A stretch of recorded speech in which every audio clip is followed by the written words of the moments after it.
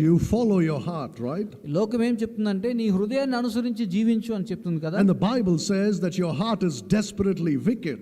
కానీ దేవుని వాక్యం సెలవిస్తున్న విషయం ఏమిటంటే హృదయం అన్నిటికంటే ఘోరమైన వ్యాధి కలిగిందని దేవుని వాక్యం చెప్తుంది. So you take a moment to look at your own heart. నీవు నీ సొంత హృదయాన్ని పరిశీలించడానికి సమయం తీసుకోండి. What do you find there? దానిలో ఏముందని మీరు గమనిస్తున్నారు? Do you find desires that would please God?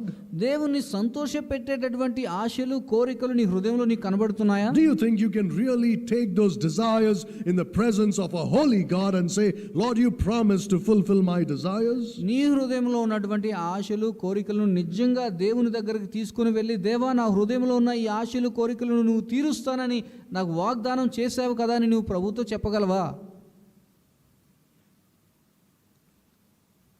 It doesn't mean that, whatever desire you have in your heart, whether good or bad, God is